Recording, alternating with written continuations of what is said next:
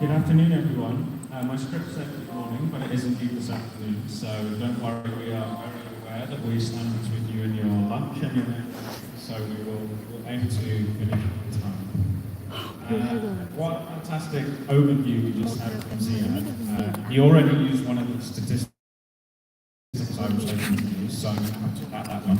And I really like that quote from Alan Turing. So, we can't see too far in front of us, but we know there's so much to do, and I think that's something that we're going to be talking about and wrestling with in this panel today. So, a bit of an overview of some of the themes we're going to talk about. When you look out into the global economy today, I'm sure that all of us have at some point developed the impression of globalization in retreat. There are major conflicts, there are rising interstate tensions, and there is now a spider's web of tariffs, sanctions, obstructions to trade. Global supply chains are being reordered explicitly to combat perceived vulnerability and mitigate dependency, rather than the more neutral objective of efficiency. This region, our region, Asia Pacific, is not immune to these pressures. But that should not disguise, in my view, a wider and more sustained trend that demonstrates Asia Pacific represents something of an antidote. In the last 5 years or so, we've seen the agreement of RCEP and CPTPP free trade agreements, respectively harmonized trading blocks covering around 1/3 and 1/7 of global GDP. And both those deals are centered in Asia Pacific. And according to the Asia Development Bank, in 2022, intra-regional trade, so trade within Asia Pacific, between Asia Pacific countries, accounted for around 60% of the region's total trade. 60%. That compares to a global average of 39% among other regions. So this morning I want to explore these issues in more detail and hear more about that underlying story of growth in this region and how it's playing out across Asia Pacific. So I'm delighted we have 3 expert panelists today with deep experience in trade facilitation, in guiding companies to new markets, in advising and supporting the firms that underpin the Asia Pacific collaboration and growth story. I'm also pleased to say we have something of a comprehensive geographic coverage of Asia Pacific on stage today. So let me reintroduce Mariam Riza, CEO of Wattleshire, based in Asia Pacific's East, as it were, in Australia. Moeen Iqbal, Chief Investment Officer of Infrazamin, Pakistan, so from the very west of Asia Pacific. And finally, Douglas Jackson, Managing Director of Alvarez and Marshall, and thankfully based in our fabulous host country, Vietnam. So thank you for giving a warm welcome to our panelists. To start, I'd like us to define our terms and also hear from you individually about what growth and success means to your organizations and how your organizations perceive it and pursue it. So, Moeen, maybe start with you. Thank you, George, and thank you, ACCA, for having me here. I myself, as George mentioned, I'm Chief Investment Officer at Infrazamin in Pakistan. And as an entity, our mandate is to facilitate private sector to be able to raise funds via commercial banks or the capital markets for infrastructure projects, with the key being development impact. We roll up into the private infrastructure development group based out of the UK, and out of that group, quite a few entities have been doing projects in Vietnam as well. Garanco and Infraco Asia have previously done multiple projects here. Now, what's growth for us? I think the equation has evolved over the years. Previously, from an accounting perspective or a financial perspective, it used to be growth without maybe additional leverage, maybe. But the equation has evolved. And as an organization, for us, growth is probably well-defined through a development lens, where we look at people, planet, the wider economy, and market transformation perspective. And the objective is that not just now, but for the future, all investments, all projects need to be looked at through this lens to ensure that there is a sustainable future. Development impact is critical. I know in various parts of the world, including in Pakistan, a lot of it is driven by a stick in many ways, but the positive aspect, it's gradually getting embedded in all decision making. I think organizations are realizing that sustainability is not just a buzzword. To be able to survive and prosper in the future, to be able to raise funds, to be able to export into other markets, sustainability has to be an embedded part of organizations. And that's how we look at growth from Infrasound's perspective. Thank you, Mariam. Mariam, it's up to you. Oh, perfect.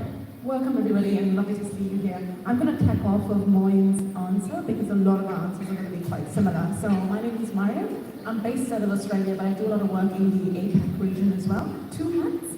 One is human capital consulting. I run a human capital consulting company called Watershed. And the second hat is also, again, human capital talent.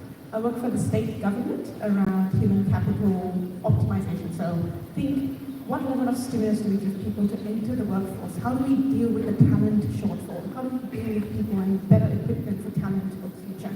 So if you want to think about me, just think about talent. That's the only thing I want you to take away from. Not necessarily the organizations, but talent, people, and skills. So that's what I do. So for me, going back to the question in terms of sustainable growth, what it means to my organization and most of my personal values is sustainable growth is, yes, the economy and numbers and output and volumes, and we're all about the money. Yes, we're a room full of business professionals, but also people. For us, in the Victorian government and myself, sustainable growth is about making sure we optimize and harness marginalized communities in our societies. We have so much of untapped potential in an individual that is, as a personal view, I feel it is a crime when individuals are born into this world and they don't have the opportunity to reach their full potential. So for me, sustainable growth is harnessing individuals' potential and also breaking through social mobility. So the ability to grow, trade partnerships is very macro level, but at the ultimate piece is the individual at the core. How do we optimize people to realize their potential and move between social mobility to different classes, different opportunities as well for themselves. So I think social mobility is people, and also as Moin mentioned, the environment as well. Thank you, Mariam. So you're already developing this idea of economic growth, you're talking about social growth. Douglas, I'd be interested to hear more about the Vietnam. So maybe I'll answer this question from the perspective of maybe a government official looking at developing the economy.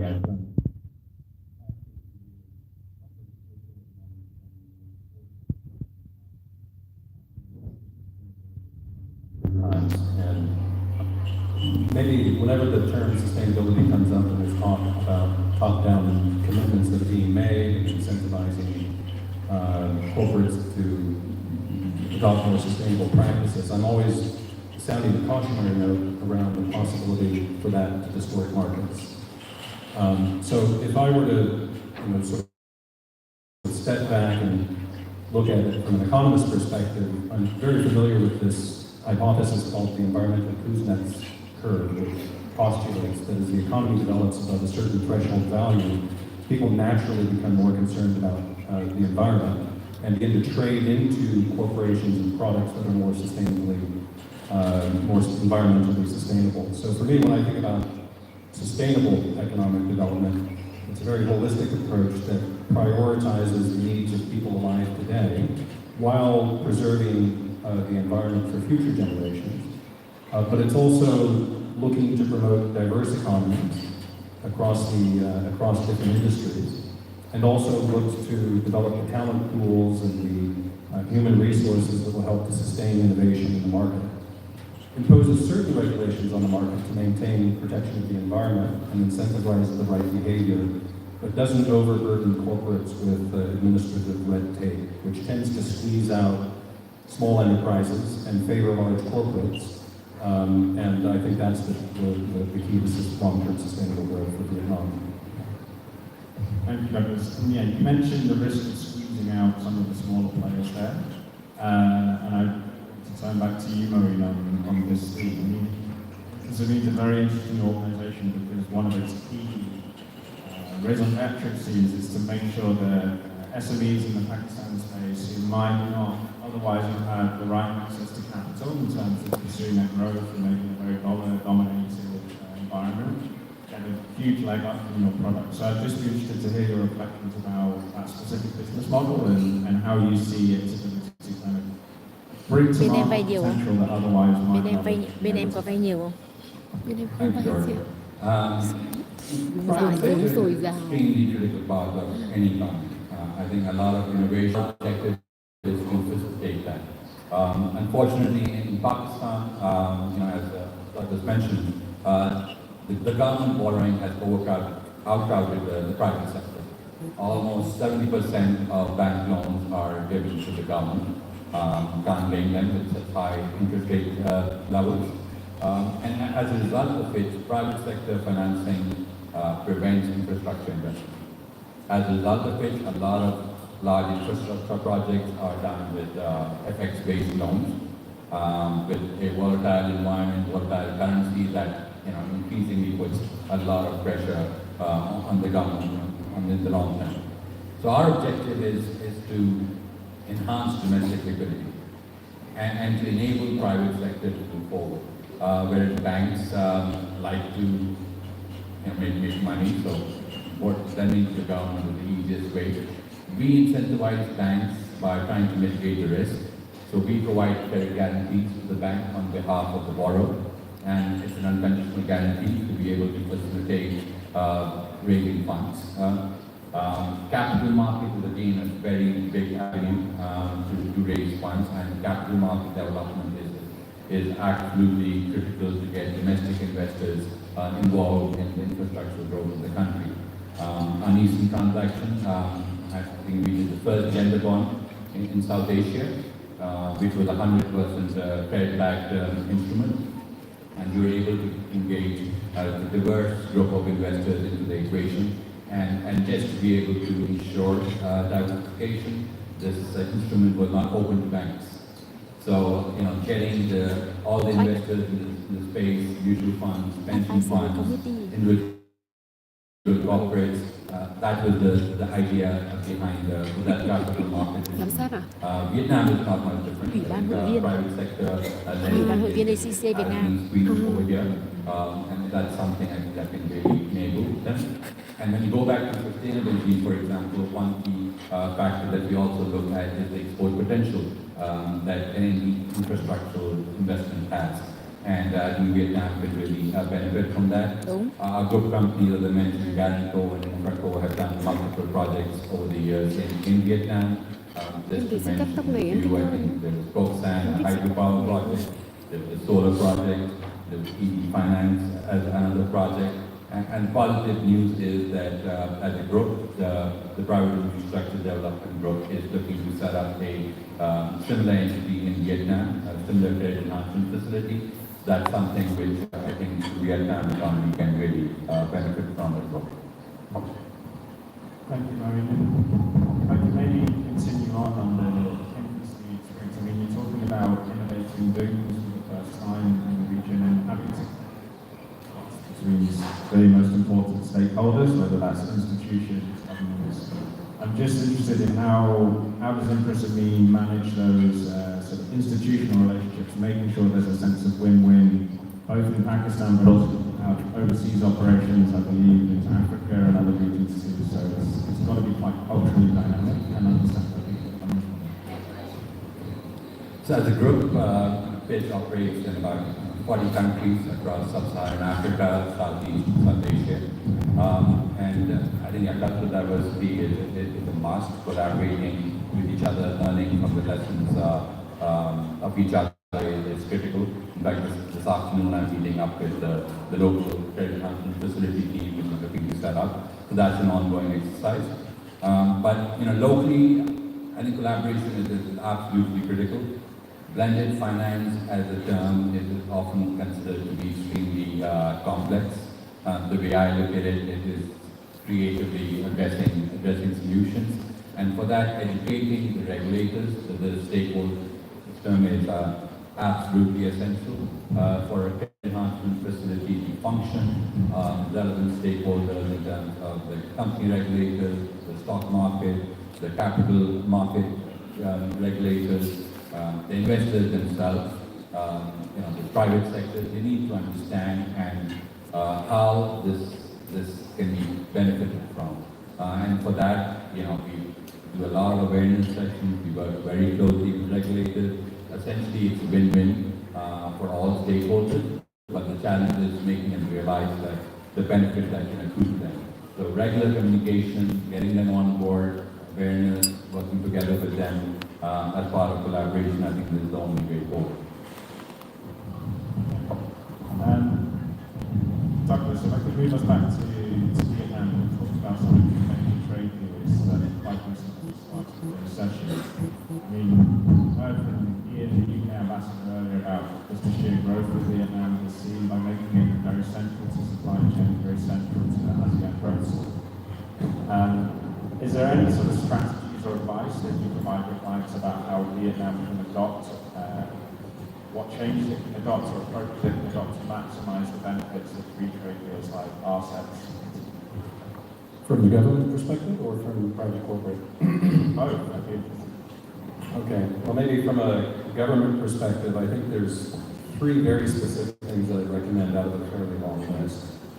But what I'd focus on first and foremost is just trade facilitation, simplifying customs clearance procedures, adopting digital practices, particularly around blockchain, to speed up the customs clearance process.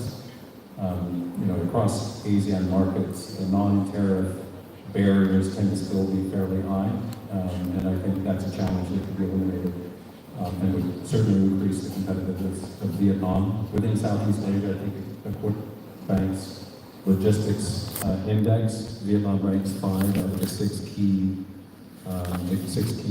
members, so just above Indonesia.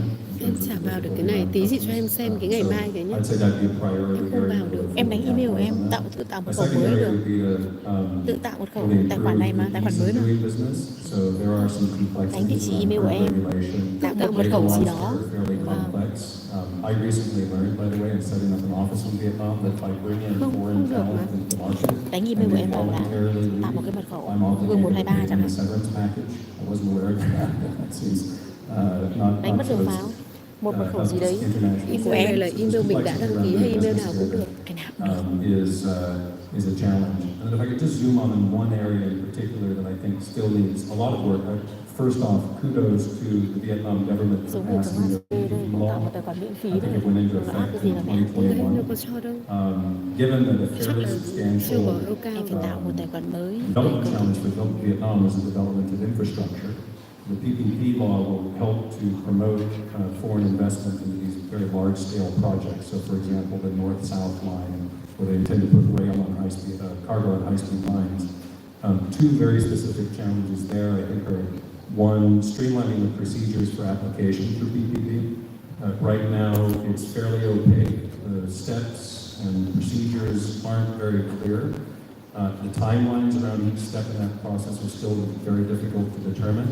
And when you're talking about large capital disbursements, time is money, right? So being ensured that when we distribute capital at this point, we get the procedure finalized is very helpful for capital-intensive projects to ensure that they get the returns on their investment. I think another recommendation within that would be to create what are called one-stop shop agencies. A lot of the provinces have already experimented on this. So Da Nang, Quang Ninh, where Prime Minister Pham Minh Chinh is the former party secretary in that province, creating this one-stop shop that coordinates across agencies required for approval would certainly speed up that process and I think make PPP more attractive. I think there's another area which is around implementing some very necessary legal reforms. So under the current law, any dispute goes through a Vietnamese court. A lot of international investors are cautious about that. They don't understand Vietnamese law. There's no clear case precedents, like you think about English common law.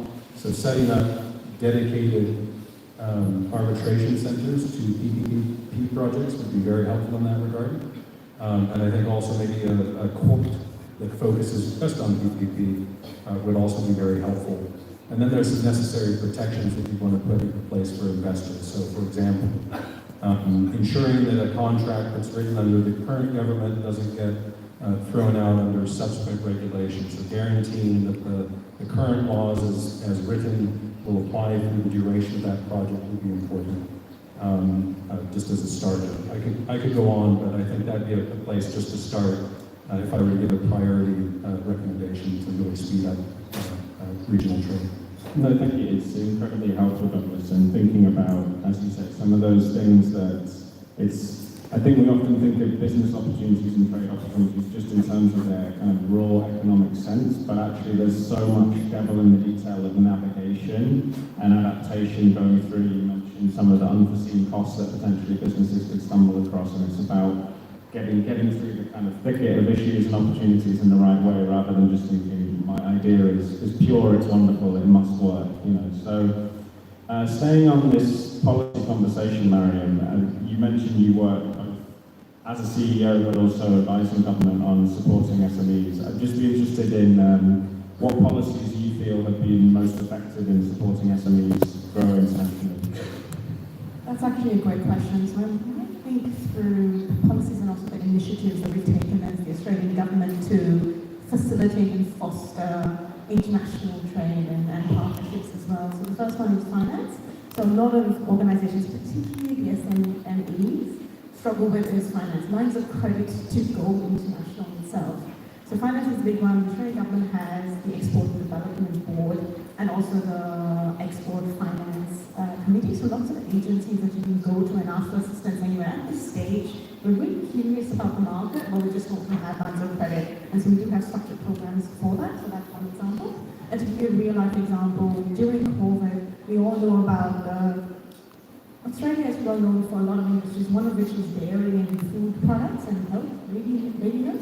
A company called Australia Dairy was really interested in, Nature's Dairy was really interested in going international, but they couldn't because they didn't have lines of credit, and that's where the government steps in and supports them with lines of credit, and that supports. So the first one is finance, second one is access to markets. So yes, again, because Australia is so far away from the rest of the world, we do have, as the previous speaker mentioned, island mentality in the sense where we're slightly isolated, so therefore access itself is not just a geographical distance, but also you cannot even imagine how it works, which is why we have lots of government programs, for example, the Global Victorians and Victoria-based support, so state-based support, and we also have federal support as well, around trade missions, around access to markets, trade shows, so on and so forth. And another really good example is Swiss Wellness. You must have seen them in pharmacies across Asia. That was also a great company, natural products, really great what we're doing domestically, but that's to go international, was facilitated by dipping their toes into trade missions and dipping their toes into conferences like this to be able to access that. That was supported by government. They didn't go on their own, they got that support from government. And the third one is research. So finance, access to markets research. We have the Australian Research Council and we have lots of other agencies and universities. I've met some really amazing colleagues from Malaysian universities. We've met some Vietnamese universities in the room. All of the universities are that conduit to help SMEs get international. It may be not your patch, but it is because you're all champions of international trade. So research is a third component, and the final component is people. So people, but more people in terms of training, exporters, individuals in organizations to have the passion and the motivation to actually go ahead and do it. So lots of training programs, for example, the skills program, the upskilling programs, but also the ability to going back to that point around the movement of people is really important. So making sure to harmonize qualifications so there's better free movement of people, better understanding of qualifications, but also helping domestic talent then take their business internationally and vice versa as well. Thank you. That's really, really helpful. And yeah, it's we go back to this difference between the mechanics of policy support and making companies think to grow overseas, but also the mentality as well. I'm wondering what Australia focuses on intergenerational sort of issues in human capital. Do you have any reflections on maybe what the newest generation of entrepreneurs have? Are there any differences between this generation and previous generations? Are they more risk on or are they more risk averse? I don't know. Is there anything you could share on that, particularly about thinking internationally? Which was a sneaky question, I love it. So younger generation, and we always have this question. I've been in this industry, the intergeneration industry, for the last 10, 12 years, and spoken at conferences like ACCA across Malaysia and Singapore and so on and so forth. And at that time, it was millennials. Let's try to understand the millennials. It's so difficult to understand. Look, most of us are now millennials in the room. And now we're so keen about Gen Z and Gen A, which in the previous panel, before T, there was a question on generations as well. So we'll probably just answer both of those questions at the same time. How do we tap into the younger generation? Are they thinking differently? I think so. I think what we're trying to harness is people going through different stages in their life requiring different things. So think of whichever generation you are, it doesn't matter. When you're 20 years old, weren't you trying to make a mark in society? Weren't you trying to set up yourself, build a house, make a family, have babies, preach present? And then as you age, you start to priorities start changing. You need a car. Why do you need a car? Because your parents are getting older, because you've got a baby you need to transport. And then as you get older and older, you get more comfortable in your career. So you now need to level up. And then as you get older, then you want to start empowering, sharing your knowledge. What am I talking about here? Did I mention anything about generations? Gen Z, A, B, C, D, E, F, G? No. What we're actually doing is we're trying to create a world better for different types of people at different phases of their lives. The only difference is the workforce dynamic is changing, the percentage or the proportion of individuals. So, for example, previously in the boardroom, you had 30% who are quite senior, 30% who are mid-management, 30% junior. But because of technology and other ways in which the nature of business is changing, the boardroom or the decision-making roles or even your normal team composition is changing. You're getting more younger individuals, you're getting a smaller seasoned individuals because the tools we have means that we don't need the same flavor of workforce. So going back to your question in terms of generations, are they changing? Again, because they're younger, because they're hungry at that stage, they have the gumption to export. The only difference, and I know people are long way around, but the only difference in your question is that we have a hyper-connected world. We've always said that, we have a hyper-connected world. We live in a world of international trade, but now because of technology, it has removed barriers. We no longer are in those, we do believe in sovereign rights, as the previous speaker mentioned, that every country is fighting for sovereignty, but the technology, the internet has blurred those lines. An emerging trend, for example, is talent. Douglas was talking about talent mobilization. You technically can be working in a cafe somewhere in say, Thailand, but still servicing the Australian market. So going back to gumption and going back to what's different, generations are not different, needs are not different, the tools you have, access is boundless. And so therein lies that change, that unique. Bạn này người Thái à? Thank you. No, Nó giỏi it nhất, was nó làm việc cho chính phủ, làm cả cho bọn Malai. You know, it's very easy to look at the headline trends. We talked about protectionism and sort of almost anti-globalization that seems dominant in the world today. But you look at Gen Zs, you look at millennials. We didn't even know what a digital nomad was 10 years ago. So actually just look at what's the next generation. They'll be leaders very, very soon. And if they're bringing that mindset, probably the best travel generation, the most globally educated, things can actually change very quickly, so we shouldn't think that the current short or even medium-term trends are here to stay necessarily, and I think that's really, really important when we think about trade and people's openness to regional collaboration. But I just want to spend a few more minutes on MSMEs and come back to you, Maureen. So I'd be interested in your reflections on how MSMEs have maximised the benefits of infrastructure development in particular is very important in Western Asia. And how they support their access to new markets to then fuel their international growth. As I mentioned earlier, I think private sector and MSMEs are critical to the economy. Unfortunately, in many places, they're not given the right facilities and their path is not paved. But this new generation, the younger generation, the MSMEs coming in, they're more digitally adept. They are more innovative, and they're ready to buy into the whole sustainable buzz that we hear. The new organizations that are being set up, the new projects that are coming in, they are automatically embedding sustainability into their business models.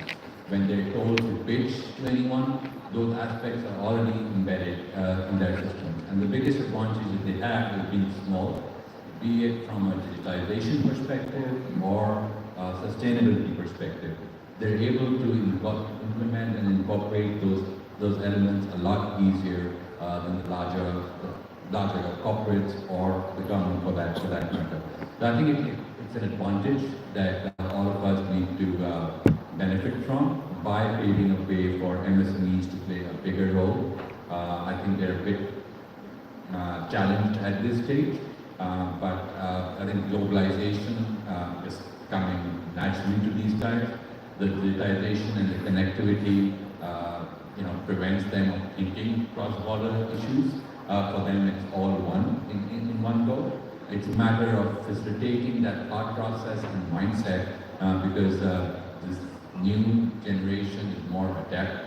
All those elements and buzzwords are coming naturally to them. And as an organization, InfoZamen's objective is to try and pave the way for this segment of the corporate world to really make the benefit to the world. Thank you. It's a very enabling and supportive story, and it's really positive to hear. Douglas, I'm going to invite you to be a bit more gloomy or critical, but on MSMEs, obviously you're very involved in the advisory space. And when you see companies that clearly, because of their product or their quality, have a really, really good opportunity to grow internationally, are there any repeat mistakes that you see companies make and you think, oh, if only they'd not done that, they would have, that horizon would have been much more positive, much sooner? Yeah, it's the same mistake that a lot of international companies come to Vietnam make as well. So I'd say first and foremost, it's not doing proper market intelligence research, underestimating the local competition. A great story around that is Vinamilk here in Vietnam. Right, Vinamilk has been the long dominant player in all of the international brands to try to crack this market. And Vinamilk is just a highly innovative company that is focused on quality and innovation and adapting to changing consumer tastes. And the international players couldn't crack it. It's surprisingly now that it's the local players, local dairy companies that are now eating away at Vinamilk's market share more than the international players. But similarly, when a Vietnamese company goes overseas, underestimating the local competition, choosing the wrong route to market strategy, I'd say that'd be sort of mistake number one. Mistake number two is just the complexity of growing your business internationally. So it presents a real operational challenge. Jigging your supply chains to match your footprint is really difficult. Finding the right suppliers is another challenge. And I'd say that'd be a key issue. Human resource management is another issue. You know what that I've noticed in Vietnam over the years is that you're the chairman of a group, chairman or chairwoman of a group. You put people in key positions based primarily on trust, not necessarily competence, right? It's the people I trust to take the orders that I give them. As you expand internationally, that doesn't work, right? You need to delegate control and authority to managers in those markets. And often what happens is the first step forward, they'll put somebody out in the market that they trust, who may not necessarily know that market. And then, as the word ask gets handed back to them, then it creates an awareness, we need to hire local talent. Well, that's not easy either, because when you hire local talent needs to see that they have a pathway to the top. They want to see a glass ceiling there that stops at the country level. Do you have an international rotation program? Are there opportunities for them to move back to corporate? For the mistake number three. And that'd be the sort of the priority list that I give. Underestimating the competition in those markets, adapting to local tastes. That's key. And on that point, there's not one Milo product, right? Everywhere Milo is sold, it's adapted to local consumer tastes. Sometimes it's sweeter, sometimes it's not as sweet, sometimes it's saltier, sometimes it's richer and creamier, in some places it's more watery. That's really a necessary step to go international. It's a very controversial debate you've introduced there. I would say Malaysian Milo is by far the best. That's my actually agree with you. Okay, well there you go. We've got some consensus on If anyone disagrees, you can see us after, but we're solid on this point. It's Malaysia all the way. And we should introduce some audience questions shortly, but I'm pleased to see one of the questions was actually reflecting my next for you, Marion, but I'll maybe turn it to Romy and Douglas shortly. Are there any kind of case studies you'd want to pick out in terms of Australian SMEs that you think would be interesting for the audience to hear about international growth? Very, very interesting question. So thank you to the audience member who asked this question. I really love how when you take a conversation that's this really important, but also bring it down to examples, it's always a really good way of giving movement to the story. So thank you for this question. I was thinking about all the things that I So many stories I'm going to tell you, but I think I want to hone into a Vietnamese example. This is me as an expert who just showed up in Vietnam yesterday. So there's this company called Water in Australia, and they were really keen about how do you create water security in the world. And they partnered with a Vietnamese company called Thông, and I'm probably pronouncing it wrong, so excuse me, but Water. And what they did was they worked with them to, and it goes back to this example, right? Trade partnerships and international trade is not necessarily also about the big bucks and infrastructure innovation. It's also about the exchange of ideas, the sharing and collaboration. So this example is about that very soft power around sharing of ideas, where they worked with Water to share ideas, to learn. It was a two-way lateral partnership, so it's not necessarily, even me here on stage, not saying, oh, Australia is great, awesome, great, we can only teach downward. It's about that two-way movement or knowledge sharing. So they come up with a multi-year partnership, I think it's in Serbia, where it's about food and water security, how do we create better water quality, and so on and so forth. That's one example. Slip in another one. Remember how we talked about what is sustainable growth to me? And remember my answer, economic, people, environment. A really good example is the solar project we have in Singapore called the Sun project, which is a $30 billion project where they're running a big cable from Australia. And we're really, really far. Running a big cable from Australia from Northern Territories to Singapore. It's about 4,000 k's away. I don't know because it took me 10 hours to come here. An undersea cable that is transporting solar energy. And we're looking to replace or support Singapore in 15% of their energy consumption. So that's a really good example of that trifecta of sustainable growth that you mentioned before. Environment, economy, and people. Thank you. That's great. It's a really good example. We should name check Singapore for its can-do attitude. I remember 4 or 5 years ago there was a bit of skepticism about what Singapore could do in the solar space. It's very hot there, but it's got a lot of buildings and it's not so obvious it can really connect to solar as an opportunity. But what did the Singaporeans do? They frankly just say, let's just connect to Australia. A continental-sized island, and we'll do it that way. So it shows what's possible through international partnership and collaboration. Moeen, is there any Pakistan-based SME perhaps that you might want to give us an example of?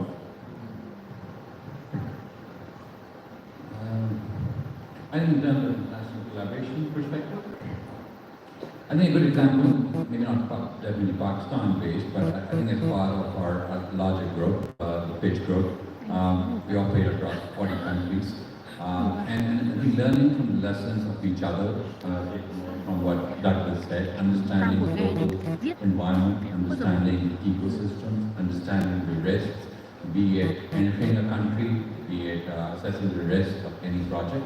It's important to work together, and we are very closely following it. We recently opened up a credit transfer facility in Kenya, and part of the Pakistan team worked very closely with them to give a view on what regulatory amendments need to be made, what stakeholders need to be onboarded, what are the legal requirements that need to be fulfilled. That's something again being done for Vietnam. So be it infrastructure or any other project, it's very important to collaborate. It's very important to understand what the global markets bring about, what are the local dimensions, because I think the students how to, when to, are all dependent on the local aspect when you're looking to grow internationally, and that cannot be done without any collaboration. Could not be in place. Thank you. And Douglas, can I ask about maybe a Vietnam example or someone out With there? SME? Yeah. Well, unfortunately, SMEs don't generally hire me. Okay, we can go bigger. We can go into We go a little bit bigger. Some companies that I think have been sort of outstanding in their initial growth prospects. Vinamilk, I think, I would highlight first and foremost because they're very innovative, they're focused on quality. And I'll come back to a theme consistently when I talk about Vietnamese corporates expanding overseas.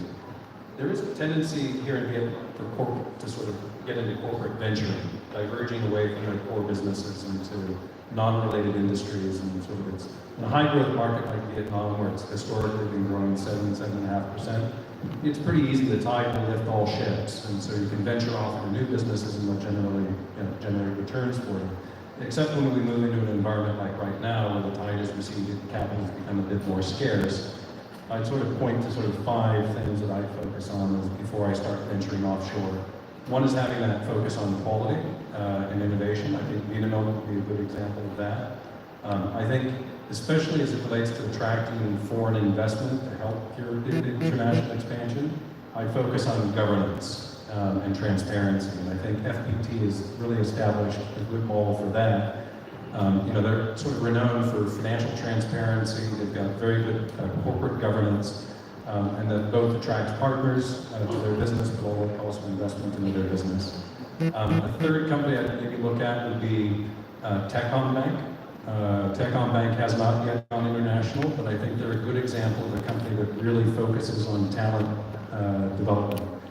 If you look at their workforce, they have hired a very international team of managers across their businesses. The CEO is a foreigner, I think, pointing across most of that team, and they've empowered them. They're not just putting lipstick on a pig. Right? These are people who've been given the reins of the business and they're transforming that business. And I think it speaks for itself both in its domestic competitiveness, but also its ability to attract foreign investment. If I were to pick a couple more for different reasons, I'd say maybe Fat. Fat is a steel company. They've done a very good job attracting international investment, and I think that's based on their outreach. They go all around the world to international trade shows to position their company both as a leader in industry, sustainable practices, but also demonstrating their wares and the quality of their product, and as a result, they've been very, very successful. We stack them up against all the other steel companies. Amongst the most successful. Yeah. So I'd sort of highlight those four for reasons that I cited. No, thank you. Fantastic. It gives us real insight into the Vietnam story in terms of individual case studies. And we'll maybe just do one more question from the audience, which I'll direct to you, Mariam, and it's about part of what Douglas was just speaking there around, well, he referenced the sort of international management team that has been installed very deliberately. I mean, I'd be interested in your reflections on cultural competence and cultural flexibility and the importance of that in being an organisation that's therefore ready to spread its wings and make partnerships. That's a great question, actually. Again, if you mentioned before, so cultural competence is really key. And we're not players in international trade and international agreements. Culture is fundamentally important. And one of the things I want to talk away from is we all know what the basics of cultural competence. Yes, it's very important. Yes, it helps the why. It comes down to the why. What's the why behind cultural competence is better communication. You don't step on toes. You don't make these radical mistakes. You don't end up getting chased out of places. It's all the good key nitty-gritty. It's all about how to get your business card, how to walk into a room, use domestic language. So ultimately, those are what we've been speaking about in the past. But I want to draw you to one example that I think cultural competence is really important is regulatory systems. How a country operates is also cultural. So when we enter markets with our political systems and our business systems of the way we operate, and we enter new markets, there is an existing culture in place, and that can extend to how a country is governed, how a country is molded, and how a country's regulatory environments are. So when we talk about culture, yes, it is important to know etiquette and business cards and how you handle it and how you address somebody. All of that is nice. We've been speaking about that for years. But I also want you to view regulatory differences as cultural differences as well, so that then we're no longer angry about or frustrated or confused about regulatory systems, because that is the way the business is done. An example, I was mentioning top management hires people based on trust. I was not a very long business, and I'm just top-gun person to hire based on their trust. I wouldn't usually get frustrated. But if I knew that and now I know that, I wouldn't not get frustrated. So that's a real example of once you are aware of a system vis-a-vis culture, well then you will not be upset about it. Thank you. I'll maybe ask one final question to all of you, and we'll start with you, Douglas. So we've given the positive intro about Asia Pacific, the big free trade agreements, the sense of countries on the up in this region, and they think they're on the up because they collaborate with each other. But we can't rest on our laurels. So if you had the leaders of the region, the political leaders, the regulatory leaders of the region in front of you, and they said, tell us the one thing that we should make sure not to let that ball drop over the next 4 or 5 years in terms of openness. It could be AI, or it could be a further trade agreement. what would it be that you think is most critical for Asia Pacific's continued success? I'll go back to something I spoke about earlier, because I think one of the key issues that Vietnam faces is infrastructure development. I think that will drive competitiveness across industries. I go back to the PPP issue I highlighted earlier. So clarify the regulations, streamline the process, put into place safeguards for international investors. I think like in a market like Vietnam, that'll help to reassure investors that their money's safe and they'll be treated fairly and they'll generate a return on their investment. So yeah, that'd be my number one priority that I could. Yeah. Great, thank you. Moeen? I'm in private sector, enabling the private sector, be it for infrastructure growth or adapting to the changing environment. I think enabling the private sector, I think would be the key message that I would make. Great, thank you. Mariam? I think the audience already knows my answer. People. It comes down to demographics. Particularly, one of the things I want leaders to focus on is the demographical changes that are happening in your countries. Vis-a-vis the declining birth rate that's happening across the regions. When there's a declining birth rate in some markets versus not in other markets, I want you to do the two things. Number one, supply. How are you going to service production, productivity, quality, quantity in markets that growth rates are dropping? That's the supply angle. And then the demand angle is then your consumer market is changing somewhere else. So countries that growth rates are increasing, there's going to be a high consumption, but also then that talent will want to move somewhere. So when you think about challenges in the future, I would say two things: supply and demand of demographics vis-a-vis your birth rate rates, and also your population as well, because that will determine serviceability of your supply and also then sustainability of the demand as well. Thank you very much. Ladies and gentlemen, we've come to the end of our session, so thank you for your very thoughtful questions as an audience, and I hope you found it as insightful as I did. I mentioned we're heading into lunch. I wanted optimism and opportunity to be on the menu, so I think the panel really delivered that, and I hope you're feeling full of it as you go into your lunch break and your networking session. So just before we wrap up, please can you, with me, pass on our heartfelt thanks to the panel of Moeen, Mariam, and others. Thank you.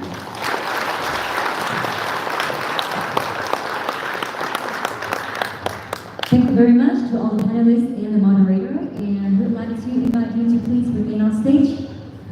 And right now, I'd like to welcome back Mr. Ren Bauma to help us to present the thank you gift to our panelists and moderator. Once again, thank you very much for a very thoughtful and insightful discussion. Chắc được đi ăn rồi đấy. Lúc nãy vừa ăn đấy xong cũng vẫn no chị ạ. Ăn gì đấy? Chị có điểm trà. Chị lại cứ ngồi nói chuyện.